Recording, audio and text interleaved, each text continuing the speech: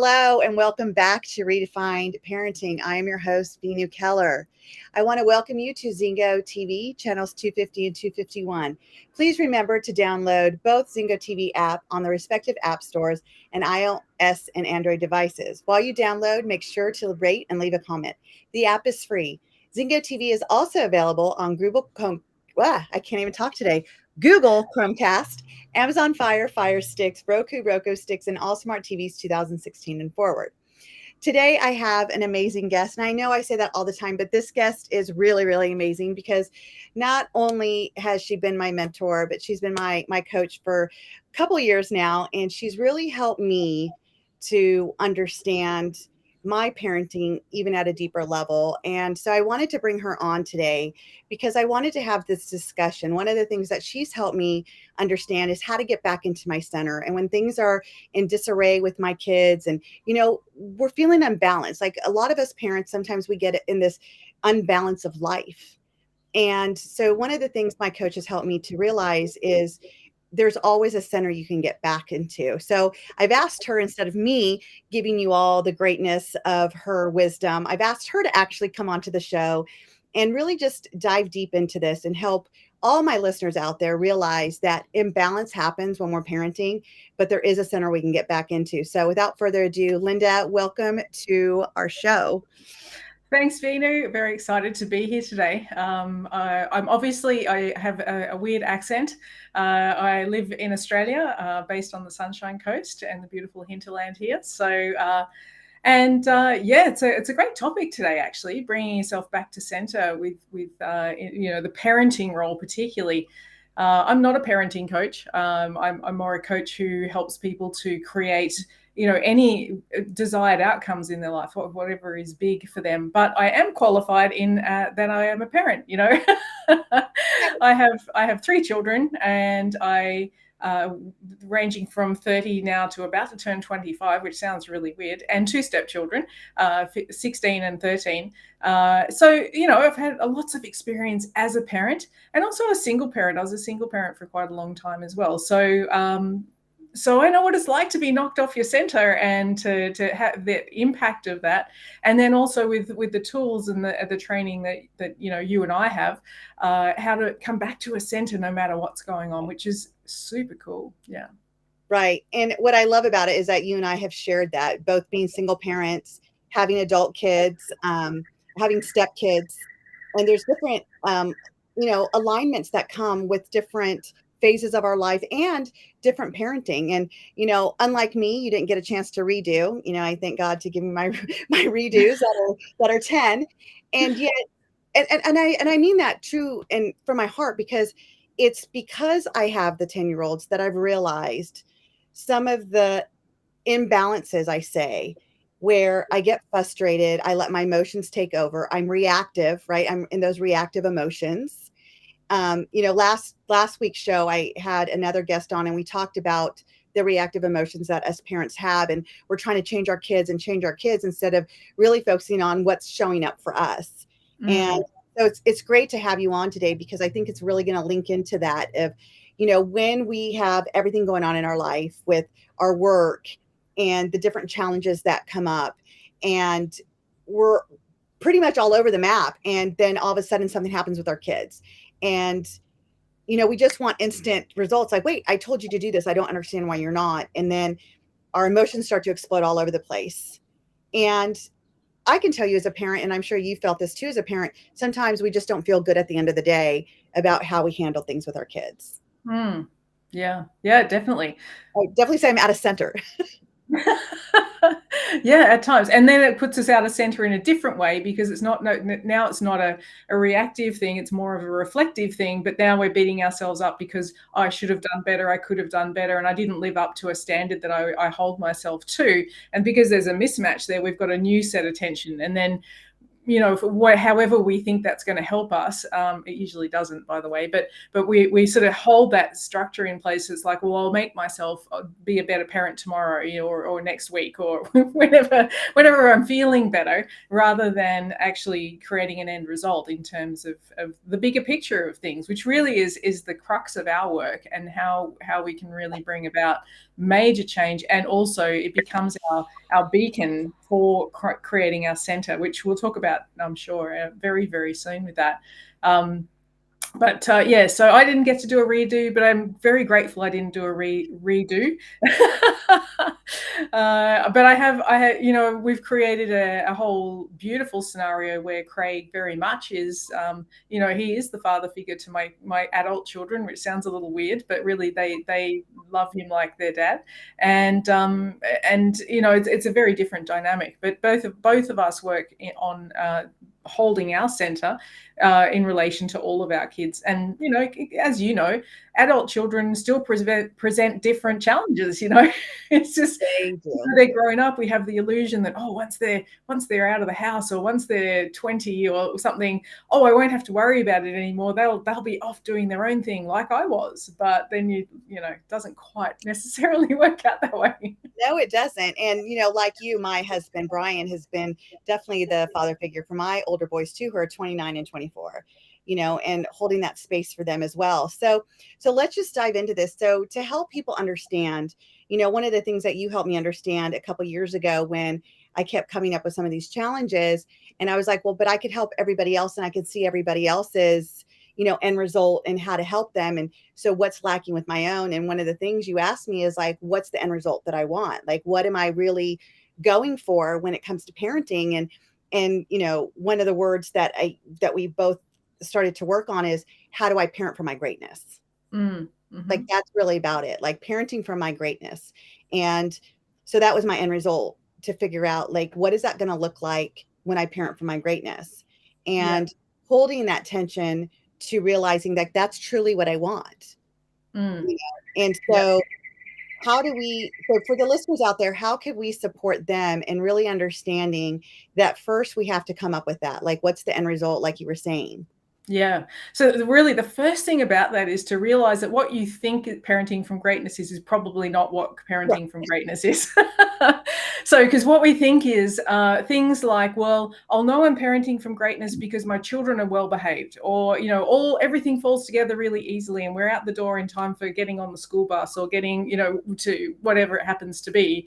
That's the evidence that I'm looking for. I'll know that, and there's complete tranquility in the house, and there's, all these weird standard of measurements that we come up with that we then go, well, then I must be parenting from greatness. But that's actually not what it's about. It's about creating a focus of, what's the big thing? Like, why on earth did you come here to be a parent? What did you come here to impart to the generation below you, the ones that are coming through you and living with you, and however you choose to see it? I like to think my kids chose me as their parent. I know that for some people that sounds a little weird, but I like saying that. I also like saying it when they try and blame me for something. It's like, yeah, but you chose me. So it sort of becomes handy. But really, to be serious, if we can come back to a point of going, okay, so what is it that I'd love to create in relationship with my children and these beautiful souls that have come through me and to have joined me in this creation? So that's the first thing, is what am I creating? I'm creating a relationship primarily, aren't I, to begin with? I'm creating connection with beings that, I really want to see them flourish in the world. I've got a vested interest in it, to see that there's a creation that together we actually bring forward something bigger in this world, and not because they have to, there's no obligation, but just to be part of that creation. We're creating like we would for art, which sounds again a little weird, but we're creating for art's sake. We're creating for creation's sake. We're creating for the joy of the experience of the bigness of that. And so rather than looking at problem solving, like better behaved kids, more organized, or this, that, and the other, if our bigger vision is to create that, then that reframes where we come from with everything. So if the kids are mucking around and they're supposed to be getting ready for school, we could jump into the control and the manipulation to shore up how it looks like right now, or we could orientate, how am I trying to create my end result in the greatness, the bigger picture of things? And if I'm in that, then how does that parent behave? How does that parent, where do they come from? And they have to come from a center. They have to come from that point where the original point of creation came from. It can't come from a management and outside control scenario, because in a way, you'll notice, and this is an epiphany moment. I'll just come back to when I was a single parent. I'd probably think I'd only been a year or so single parenting, and the kids were mucking around getting ready for school, and I had a very tight timeline. I actually had a day off, which was really super cool. So I was going to drive them to school, and I had a few appointments lined up to do some self-care and everything, and I was feeling a little indulgent. At the same time, they're mucking around, they're running late. The lunches aren't in their lunch boxes. They're not dressed. Someone's lost a shoe. Someone else has decided to have a fight with a teddy bear and whack someone else over the head. And all this stuff's going on. And I just felt the rage. I felt the tension. I felt everything coming up in my body. And next thing, I am down in their wing of the house and I'm yelling and I'm slamming doors and I am just going like a banshee at these three kids, right? And they're only like 6, 9, and 12, I think, at that stage, or not even that. Actually, it'd be younger than that. Anyway, young kids. I'm carrying on like a banshee, and in the back of my mind, this voice somehow got through that said, "What are you doing? Like, what are you doing? You are just carrying on like a 2-bob watch right now." So I'm observing myself and I'm still doing this thing. And at that moment, I went, there's two of me in here. There's this raving lunatic trying to get something to happen. And then there's this calm, like, what on earth are you doing? Part of me. So I had this awareness of the two. And I still continued to rant and rave until I finished that, because I felt like I'd started something I needed to finish. So I did that, right? But next time it came up, it was a little bit more like there was a pause. There was like, oh, I actually have a choice right now.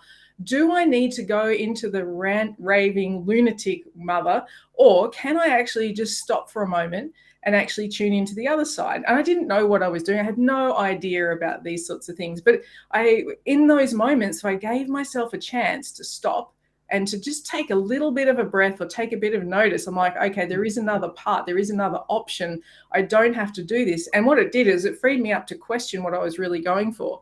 Because in that moment, I was trying to look like the good mum who had all of her stuff together, who got the kids to school on time, who wasn't late, who they actually had the right shoes on. They were wearing the right shirt for the day. They were doing, they had their lunch.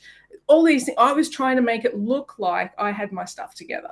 And that was the most important thing to my egoic side. Whereas my greatness was like, if I ask that side of me in those moments, it's like, I don't care if they wear a pink tutu to school as long as they get there. And even if it's 15 minutes late, it doesn't matter. No one's going to die because we're a little bit late. So I started to become aware of this other side, and that there is a point that feels a lot more centered than the one that's really trying to manage and create an illusion of something. Now, in reality, what was going on? Well, I was trying to negotiate what life is like, running a business, running a household, being a single mum, having no support. I spent my weekends on a ride-on mower because we had acreage to take care of and things like that. Things that just sort of I found myself in a life situation. Of course, I was stressed. But there was still the option of the centering that was available to me, rather than the raving banshee trying to look like she had her stuff together. You said something that was really important, I think, is that we have that egoic state. And I think a lot of us spend time as a parent because we want to know we're the right parent. We want to know we're a good parent. We want to know we're a great parent. We don't want to know that we're failing as a parent. And I feel like we're always trying to escape being a failure as a parent. That puts us in that egoic state, like you said, to look like we have our stuff together and we're organized and our kids look all put together, and it's so funny you say that, because I remember one of our coaching sessions, a couple of years ago, and I was like, and she was wearing this to school, and I was like, oh my gosh, and her hair was like this, and it made her look like a banshee off the street. And you're like, did she make it to school on time? Yes. And you just asked me, you're like, okay, and so what were you going for her to get to school on time? Okay, she was. So who cares what she was wearing? And it was in that moment I realized I was up against that egoic of what is other people going to think about me? What story are they going to create about my parenting? And oh my gosh, if she's a parenting coach, look at her own kid. And it really was all ego. It had nothing to do with looking at, if I really wanted a great morning, what would look like is a nice and peaceful, calming feeling that my daughter's going to school with. Forget what she's wearing. That she is Mm. settled for her day to concentrate more on what is her day going to look like versus my mom is upset because I'm looking like this. My mom already said my hair looks like a banshee. Oh my gosh, like instead of creating that roughness because of my ego, instead of asking my creator, like, am I genius? What would I've wanted for that moment? What was more Mhm. important in that moment? Which literally changed the whole trajectory now. And this has been over 2 years now. So now, and you'll probably like this, I let her mismatch. I let her wear the wrinkled clothes, like, because that's not important now. Yeah, yeah. It's not. I check back into, like you said, like what is my genius wanting? Like what am I truly wanting in this moment, in this morning, for the rest of the day? Like you got the whole day. Like this is just a moment that we're Mm, focused on, and I'm making it about what other people think. absolutely. And it's so big and it has so much gravity right now. And when you go to that higher place, when I was talking before about what's your vision as a parent, like think about in 20 years time, what's the vision for that? What have you created with that child? And for me, those moments where they go together, you go to school looking like a clown, it's like that was hilarious. Like we look back on it and we laugh. In the moment, it's like, no, what does it mean about me? What does it mean? What are people going to think? What's the who cares? Like seriously, if it doesn't align with the bigger vision of everything, any of that tension that we think has all the gravity and all the importance actually has none. It really Right. doesn't. Mm, Right. yeah. So when we get to this point, for people that really aren't familiar, that we do have two different orientations going on in us, right? So you and I, we do the work, so we understand this. But for people that don't, like they wake up and they have this expectation of what their morning's supposed to look like the minute that it goes in disarray. How do we support the listeners out there to really understand how to change that, how to get back into center? What does that even mean to be back into your center? Mm. Well, I think the first thing to realize is that when we feel things are going into disarray, and when we're sort of becoming aware of that, it's almost like the cat's already been let out of the bag. Like the horse is already bolted. I'll use all the cliches. Like when we're aware of a sense of I've got to do something about this, something's already happened. So, Mm, so what really happens for us when something comes up, we actually feel something in our body first. There'll be tension, whether it's I'm starting to feel angry, I'll start to feel, powerless, I start to feel hopeless, whatever it is, you'll feel something in your body. And if you can start to recognize that earlier and earlier, you can start to then question, what are you making it mean about this moment? What are you defining as happening in this moment? What meaning are you assigning? And, is there anything to do about it? And if that's the case, well, then you might find something to do about it. But if you can sort of nip it in the bud quicker than later, then of course it doesn't get a chance to sort of build the momentum that me being the screaming banshee at the kids while they were throwing teddies and things, that had already long gone. Like I probably should have tapped into that an hour before. I'm feeling tense today. Let me address that. And it was primarily probably because of my tension around other things that were going on in my life, not even about what the kids were doing. And as we know, kids tend to respond to energy. They're a little bit like animals. If the dog knows when you're upset, the cat understands. Everything gets it, right. The kids do pick up on as well. So if you're in a bit of a tiz and you're putting that sort of energy out there, they're going to start behaving in accordance with that energy. So we take responsibility for ourselves first of all. So where am I at with things? Just every now and again, just checking in on the barometer of what's coming up. Am I, right. where am I on the scale of things? And if I'm feeling some tension coming up, then just by looking at where I'm assigning meaning can actually depower it almost straight away. A lot of the time when we're actually going, oh, actually, I'm really nervous about such and such that's coming up, or I've got to have a meeting with my tax accountant next week. And it's really, I know I've got to do some things before that. And it's really starting to feel a little overwhelming. So we can start to then take some of the power out of what we think is the circumstance rather than, waiting till it all gets unraveled and then we're trying to claw it back and we're trying to blame everything and everybody else. And of course, because the kids are right there and they kids are doing what kids do. So it's really easy to point a finger and say, it's your fault that I feel like this. And so now I need to change you from doing that so I can feel better. And then all of a sudden we end up in this this exchange, because the kids then trying to assess where they're at with things, and how they're in trouble or how they can rectify it and all that sort of thing. And they may become, they may straight away do what you say, or they might rebel against it, because where we put in some force will often meet resistance in some way. So there's all sorts of ways that can play out, but it's actually, we're addressing a problem that wasn't the cause of the problem. We're addressing a symptom of the problem, if you like. Absolutely. And one of the things I love that you just said and you mentioned is like, where are we putting the power? And that's honestly like one of the questions that I ask myself on a constant basis, especially when I have any conflict. Like, let's just put the whole parenting aside. When I have any conflict going on in my life where there's the tension that does not feel comfortable, because it's angst, it's pure conflict. I have to ask myself, like, where am I putting the power?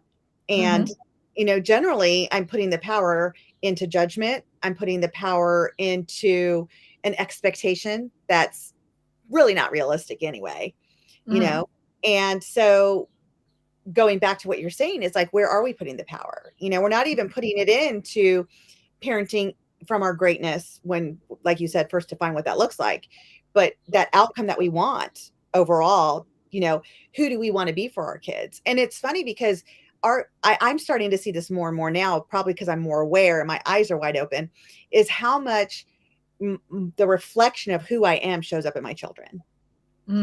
I realize, I'm like, oh gosh, like that is so, oh God, oh yeah, oh, that is so me. Oh, and especially it was so funny because I was like driving with the twins the other day, and my daughter said something, and my son mocked her, and I said, oh, that's not nice. He's like, I mean, you do it. And I was like, oh, oh, do I? Me? I do that? And in that moment, like, I realized I think I do that. I mean, obviously I do that, or he wouldn't be doing anything. Well, you do it, sir. And it took that to really hit me in the face to say, that is definitely not parenting from my genius at all. And what point am I making, and where am I putting the power again? And how much our kids soak up just being around us. And then the minute that they do it, it's a reflection that we get to see, and we're like, oh, that does not look pretty at all. Not good.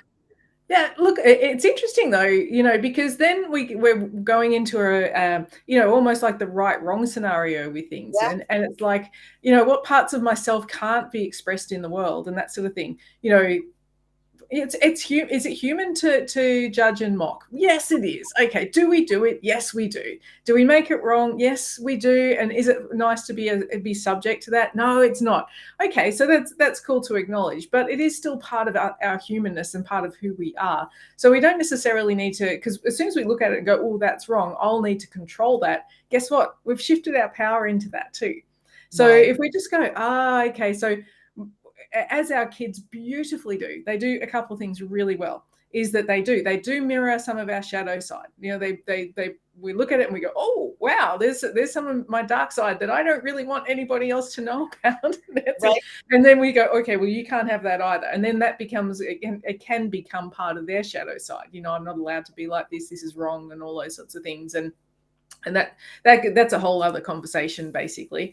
But the other thing they're really good at doing is pushing our buttons, because, they live with you, they observe you, they look at you, they know they see your values, and they're making their own observations in the world as to whether they want to adopt those values, or they actually want to reject those values and create a new value based on what we call a void. So it's like, oh, mum cared for everybody and she worked her fingers to the bone and she was so stressed out. I'm not doing that. So my value now becomes about making sure that I'm looked after first, and then I'll if there's anything left over, I'll look after everybody else, which might Right. sound selfish, but it's like, we're all doing it. We're all using different things that we're observing growing up, and we're adopting values, or we're rejecting them and based on and calling that a void. Well, we don't actually do that consciously, but we have a void, and then we create a new value for ourselves based on that. And then, of course, when we do that, either way, we, as parents, we're looking at that and going, oh, yeah, right, okay. That's not what I would do, or that's not, and we can make it wrong. We can try and go into controlling and say, that's not what I would do. That's not in alignment with my values, or that's not the right thing to do, thinking that's our job, is to teach them to be a clone of us, but it's not. Right. And it's funny because you're right. It's not right or wrong. However, it also shows that what has shown up to us that we don't even realize that we're doing, and can be perceived as not making someone feel good. I mean, it wouldn't, I had our mentor William Whitecloud on here, a couple months ago, and we did talk about the good and the bad, the shadows that bubble up to the top that we have to suppress because we've been punished for it for so long, but it still exists, and it still shows its face because it needs to, like, it's a part of us that needs to. So, do you feel that part of that also, when that's happening and we're judging ourselves of what's right and wrong, how that also is taking us off balance and taking us also out of our center? Yeah, definitely. Because the only we're talking about the two parts of us. The part of us that's about the managing, the controlling, the I'm feeling tension, I've got to fix this issue, is the part that's assessing that. It's actually, if you go into that other side of you, that little voice in the back of your head of what are you doing? Yeah, he actually has no judgment about it, right? That's your greatness side of things. That's your sense of center. And actually from there, when you live in that for a while, you start to learn that everything's allowed.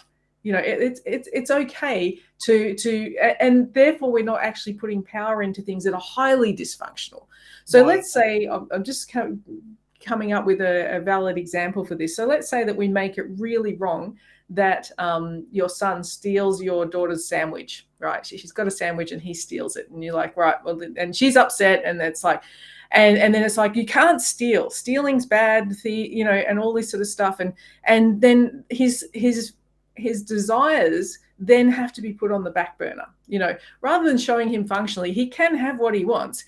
It's just best not to take it from someone else, because that has a bit of a negative consequence on someone else's experience and that sort of thing. But if we put all the power in what he did in order to fulfill his desire, is you became a thief, and they start to identify with certain concepts like that, then we're powering that up, and they're potentially then going to become more and more dysfunctional with their relationship to that. Now, either most people will do one of two things. They will either go, I'm never going to do that again. I never want to be identified like that. And I think that's what a lot of our manipulative type of techniques are trying to do, is to have the child adopt I tried that once and it didn't work, and I never want to do that again. But that doesn't always work, because it usually takes a pretty big threat for them to actually go to that level of immediately rejecting something as, oh, that's so bad, I'm never going to do that again. Or that they adopt it as a strategy and just go, well, that's what's wrong with me, that's what's bad about me, and it becomes a sort of a shadow habit, and something that we just we indulge in really weird and dysfunctional ways. Like, all of a sudden, instead of just stealing a sandwich because he wanted a sandwich to fulfill a desire, that was his end result, all of a sudden it's like the thrill now goes into the taking of something of somebody else's. The next thing, he steals his mate's pen, or he's taking money out of your wallet, or whatever, because like now he's got the thrill of the game, right? And it's got nothing to do with what he really wanted to fulfill his desire. Does that sort of make sense? Yeah, so we're getting deep here, but and it's a little bit off topic, but when we're parenting from greatness, it's just also important to know that everything's valid, but just look at it from the bigger picture. Did he steal a sandwich to be annoying? No, because he had, not necessarily, he might be. But would it be worth having a conversation about, why did you do that? What was your desire? What were you really going for? Were you actually still hungry? Because we could have just made another sandwich. You could have a whole one of your own, right, that sort of thing. Emotions of stealing and then creating, like you said, I mean, it creates a different outcome now from the just wanting to feel sandwich. It creates the outcome of the thrill, if you would, the adrenaline rush. Like, can I get away with it? What, it becomes a game almost. Yeah, that's right. And we think that we've done our job as the parent just by saying that's the wrong thing to do. Don't do that again.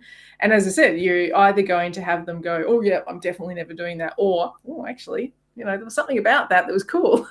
Right. Rather than going, you went for something because you had an end result. You had something you wanted. What was that? Like in that moment, what was it you really wanted, rather than because you really didn't want to steal your sister's sandwich? It can be a great time to have them orientating into their greatness and to what's true for them.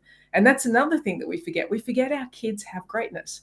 Our kids have gifts, talents, true nature. They've got a purpose. And we forget that, and we just look at their behavior and we think that's the kid. That's the kid. We say, oh, they're just that type of kid. They do this. They misbehave. They never listen to me. Blah blah blah. But under all that veneer, there's a greatness. There's something. If your greatness looks at their greatness, there's a whole new relationship there, and much closer to that bigger picture that we were talking about at the beginning. Right. And it's funny that you say that, because this is one of the things that I've coached families over for a long time, because, I get these clients where the parents come in, it's like, my kid's so difficult. They're having all these challenges at school. I don't know what to do. And then they come home and they don't listen. It's like, my kid's just bad. Like, how do I make them good? And I said, well, first of all, let's just see them as good. Let's just see them as good. If we, and like, another one of my coaches always said, change what you see and what you see will change.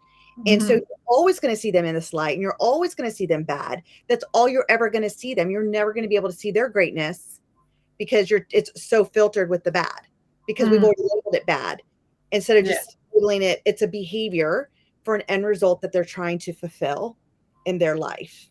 And again, just like the whole stealing scenario, has their behavior turned into a game for them, because the thrill of what they really were going for when this behavior first was created, maybe it was just to be heard, maybe it was just to get a question answered in school, and the teacher was not seeing him, and so he created a ruckus to be seen, to get help, because that was really what he wanted and desired to have. And then all of a sudden he had some type of secondary gain out of it, and realized, like, oh, look, I could be seen all the time this way. Like, this is going to be fun. Right. Yeah. And now it's become a pattern and a game to him to have that type of behavior that has been, labeled bad or whatever. So it's teaching these parents and even teachers. Like, I think teachers could really benefit from all of this too, is like, how do we see our kids through their own greatness? How does our greatness see their greatness? And I think also when we get to that point, that's really where I feel centered. When I give myself a moment to really appreciate the gift or the greatness in my child, knowing that their intent is not to give me any more gray hair. That's not their intent. I really want to believe that. It gives me a moment to get back to, it's like my soul seeing their soul, if you would. Which is pure. There's no good or bad in a soul. It's just our souls. Yeah, that's right. We're all here to be contributing to the expansion of the universe in our unique ways. So, and that's all we're doing from our greatness perspective.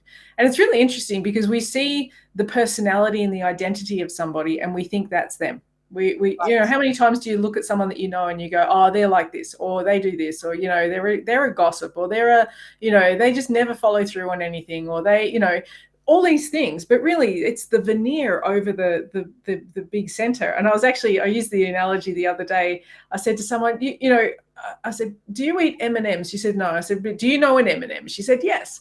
I said, and how they've got all these different colors? She says, yeah. And I said, well, how deep does the color go when you look at it? And she goes, not very deep, right? It's like a micro thin layer. And then there's the covering thing, which I think is all white. And then there's chocolate in the middle, right? Right. And you can imagine that most of you is the non-colored part, the chocolate and the covering. And then the color is actually the bit that everybody sees and everyone's excited about. So I really like the red M&Ms. I don't like the brown ones, or I don't like the green ones, or whatever it happens to be. But actually, we've got these centers in the middle, which we're not all exactly the same, but we do have certain attributes of us, such as our true nature and purpose and our greatness. And our kids have that too. So if we can look past the veneer, and the veneer is constructed by their habitual behaviors And it only becomes a habit because they're getting a reward from something. There's some sort of a reward that they've got out of doing it. Otherwise, it's just what we call an incident. Like if a child, let's say, for example, well, say they stole a sandwich, but they've never done it again, not because they're scared, but just because they decided it wasn't their experience. That's what we would call an incident. Right. Whereas if they continually steal everybody's sandwiches, then it becomes a behavior. It's a habitual incident. It's happened over and over again. But why are they doing it? As you said, because there's a reward. As you were saying, if they're making a ruckus in the classroom regularly, it's because finally they get some attention in class that they weren't getting through, say, achievement or accolades or recognition, or, because they may have the limiting belief of I'm insignificant and everything, just like with every time they put their hand up, they're never seen, they're never called on, those sorts of things. So they worked out that in the behavior of a ruckus, I got attention. And then they do it again and they get more attention and so on. So it becomes a behavior. And then we see that kid as a disruptive kid. And then we completely bypass the fact that they have greatness, that they have this center, they have a sole purpose, that they have desires that are actually true for them well beyond just having the attention that they're craving on that level. I love that analogy to an M&M. It's so good. And again, an M&M is judged by its color, because let's be honest, it doesn't matter what color M&M you get, they all taste the same. Yeah, I haven't had any for ages, so I'll have to test that theory. But hold yourself and put every color M&M and ask yourself, how do you know which color is which? You don't, because they all taste the same. Right. Yeah. But yet we're so willing to judge our children by a behavior. They are not the behavior. No. Your kid is not the behavior. Their identity is not the behavior. It's not even based on the behavior. And when we talk about how, if we can come as parents back to our center, how much better are we prepared to start lifting our kids' self-worth and self-esteem? Because this is where we're in big deficit. I mean, seriously, this is where I am finding as a parent-child coach that our kids have such low self-worth and self-esteem. And, and parents don't know how to help that. Like, how do I build that up? And one of the first things that I teach parents is get back into your center. Yeah.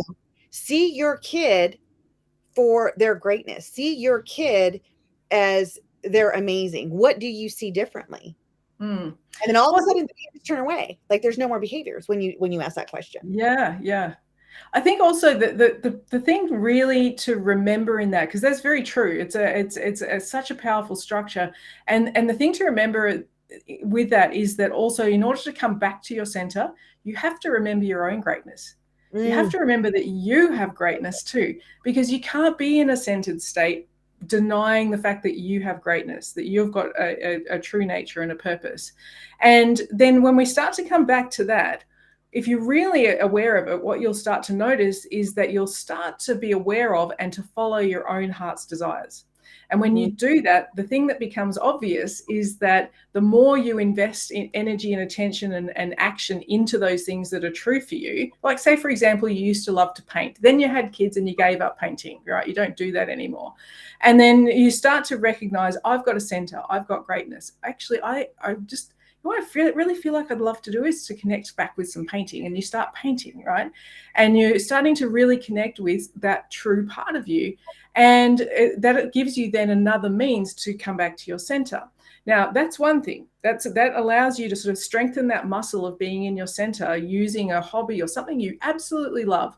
It could be skydiving, if that's what you loved. It could be adventuring on hikes. It could be, whatever it is that is true for you. It's actually really important that you bring that back into your world to help you to strengthen your connection with your own center.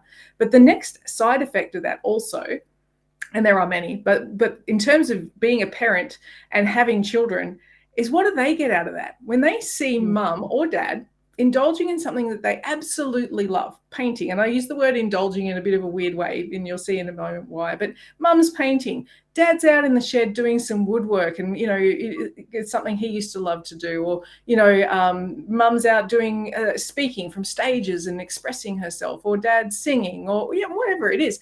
What do the kids get out of that? What do they notice? They notice that it's actually important to live from your heart and to live from your center. And they start to look for where their fulfillment comes from. Not how do I get attention so that I don't feel insignificant, but actually the way for me to come back to who I really am is to find what's true for me. What do I love? And next thing, the kids are painting and or whatever it is that's true for them.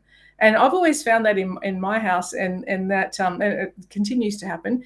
In fact, a memory popped up on Facebook the other day. Me and my now 30-year-old son, about 4 or 5 years ago, we used to have watercolor paint nights, and we set a challenge for each other. And he might say, let's do a challenge of watercolor paint a flaming donut, right? And it'd be something weird. He'd just come up with something bizarre, or I would come up with something, and we would just, for that night, we would sit there and we would paint, and we'd be around the table with all the colors and chatting and just being in that center. But that came about because I was going into my art, and then that brought his art out, and he still connects that with that. And it's one of the key things in his mental health. At 30 years old, if he's feeling a little off center, a bit anxious or something, he knows he can go straight back to his art and he'll be back in his center. That's a tool for him for life. My daughter does exactly the same thing. She's living with us at the moment, and whenever she's off center, she's got this beautiful artwork that she's got coming through her and all that sort of thing. But again, it's because she grew up with that. She watched what happened when I became more connected with the things that were true for me. We all go hiking, the whole family. When something, it's like, yeah, let's go hiking. And then again, it's another thing we can fall back on when we want to find our center. Get out in nature, get in the fresh air, move the body, feeling amazing. So there is a very big side effect there. It's not just about you being in your center and flexing that muscle, but it's the tools that you're giving your children for the rest of their lives that then they can observe and go, actually, rather than working my ass off and trying to pay the bills and take care of all my circumstances, the first thing that's most important is to be in alignment and in relationship with my own center and what's true for my heart and my heart's desires.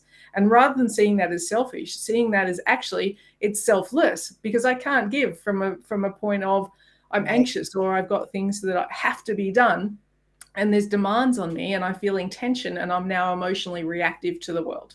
So, yeah. I love that. And I think that's a great opportunity and a tool strategy that you just shared with our listeners is, what brings you back to your center? I know, like with my husband, he loves to walk barefoot, like outside. I cannot stand it. I used to tell my kids all the time, don't forget your shoes. And he'd be the one like, don't forget to take your shoes off. A little bit of a challenge there, and because that really grounds him, like walking. And I personally do not like the feel of grass on the bottom of my feet. I don't like it. I've never liked it. So I definitely need shoes. Just even thinking about it gives me the heebie-jeebies, grass barefoot. And yet to watch my husband, like all the time, just walk barefoot in the grass, and he just loves it. And my kids love it. And when you're talking about like the artwork, I know for my daughter, who is, definitely my mirror all the time and my biggest challenge, that's her when she is doing art or creating or making like her bracelets or painting or, getting material and just cutting it up and making Barbie clothes out of tying knots and this and that. She is so calm. She is so in her center. It's almost like a different being. And you can just see that. Like, even when I walk into her room, the whole energy in her room is different, when she is doing that. And I didn't even realize it until you just said that. I'm like, oh my gosh, that's her getting grounded. It's her getting back into her center in that moment, And so I was just thinking, like, for all our listeners out there, if you just take a moment, like, what activity do you have to get back into your center? Some of you may be meditating, and that's a great way to get back into your center. But some people don't meditate. I'm not big on meditating. And so it's just realizing, like, what is it that gets you back into center? For me, there's like certain music I listen to in that moment. it just puts me back. It calms my mind. It calms my brain. It allows me to literally just be within myself, just listening to music, So it's interesting that you said that, because I never even thought about that, Mm, just that activity. I have a client that loves to do photography. mm, So going out and taking pictures and seeing things through the lens, yeah. in a way that other people can't see it, is what she loves to do. So Mm, now all of a sudden I'm thinking about, like, oh my gosh, that is so true. We have activities that can really bring us back into our center. mm, yeah. And the more you flex that muscle, the easier it is to get back to it. When you feel like you're off course again and the emotions are taking over and the circumstances are overwhelming, it's like, oh, actually, I'm more familiar with my center. I can come back to it. And if you struggle, find the activity, go back to the activity or an activity. We've usually got quite a handful of them, actually. When you start to explore, it's usually not just one thing. There'll be other things that you really go, I really love this. This does, and you get the resonance of what it's like to be in connection with something that your heart calls you into, and that sort of thing. And I think the more the better. And I think the more we can, explore those things. I think, and here's just putting it out there, I think that making time, energy, and resources available for the things that we love actually is far more powerful than making sure we take care of all the important things like paying the bills and all that sort of stuff. Those things will get taken care of, because if they don't, the roof goes out from over our head and the food doesn't go on the table and all. So we do make sure they get done, but I think we put way too much emphasis on what's important, and that really knocks us out of our center. It really knocks us away from that, and we think those things are indulgences, and they're not. They're actually the way we're meant to be living most of the time, so that you're not creating a life you have to escape from. You're creating a life that you get up in the morning and you go, awesome, what a great day, here we are. And wouldn't you want your kids to wake up to that each day too? Like, what a great day, rather than, oh, I have to go to school, I've got an obligation. From the age of 5, they've got an obligation to fulfill. And we're in that mode of resigning from our heart and resigning from what's true for us in order to be here. And then the question becomes, well, what's the point? What's the Right. point of even being here? We're just going to work really hard until maybe, hopefully, one day we won't be too sick, too old, too broken, too broke to actually have a life that we love when we retire. I mean, that's really screwed up as far as I'm concerned. Every day there's an opportunity for us to be in our center and to explore our heart, and to whatever degree that's available to us, regardless of the circumstances, regardless of the even your bank account. If your bank account's empty, believe it or not, you can still find a center point where you can actually come back into something that you really love. I've been out there at times where things haven't been going so well. I've been out in the garden playing with sticks and leaves and just making a little mandala on the ground, and that's like, oh, there's some art expression. I didn't need any materials and that sort of thing. But those are the things that actually start to bring in the wisdom and I guess we'll call it the intuitive guidance to create better options for us. And if your kids can learn that too, how powerful is that? But they're learning through observation more than anything. Don't do what mummy's doing, do what mummy says. Mummy says go and meditate. But if mummy's not meditating, the kids aren't going to meditate. It's like, no, Right. mummy's always working hard. Mummy's paying the bills. That's what we need to do. That's what life is about. And its action speaks louder than words, always. And And it's true for us too. yeah, and that's so important. And that's one of the things that, I've learned to come to appreciate more, is that self-care time. It's that I need my kids to see that I'm not living to work, that I'm Mm, living to live life, and I'm learning and I'm living to appreciate life. That working allows me to have the freedom of doing what I love to do. And it's not just being behind a computer and constantly doing my work. Because mm, it's like you said, I don't want them to think that's what life's about. I don't want my kids to think that you just work, work, work to make money and then you die. mm, Like that's what life is. Like I want them to see the beauty in life. And I think one way to do that is, like you said, is like helping them figure out what is their center, what is it that brings them back into the core of who they are and the being that they are, which ties into a lot of the other show, my other TV show that I have with my friend Chuck. We talk a lot about the being versus the doing. mm, And mhm, there's so much in that And if we could teach it to our kids, I think it comes back to what you and I are talking about today, is finding that center. And you also said something else that was great, is bringing them back into the get to and versus the have to. I have to get up and go to school. I have to work my life away to, you know, think I'm happy because I see my parents do that. What do you get to do? What do Mm. you get to wake up to and get to be in your life today? Mm. Yep, so So true. we have one more minute. Linda, if you could just leave any, last minute, tip or golden nugget to help parents to really take this in about being in their center, what could you tell our listeners? Well, look, really, the one last thing is that if you observe how powerful things are when you are in your center and how things shift from there, that's the job done. Job done. You observe that, you will see more and more how powerful that is. I love it. I love it. Thank you so much, Linda, for all your time and being here and sharing your pearls of wisdom. There's so much in there to unpack now. Thank you all for tuning in again. If you're finding value in our show, please check out my Facebook group, Redefine Parenting. Share it with someone else because it takes a village to raise our kids today. This show can also be heard on Spanglish Radio Network. Please check out www.spanglishworld.ca for all your news and programming. Spanglish World, watch it, hear it, read it, download it, and live it.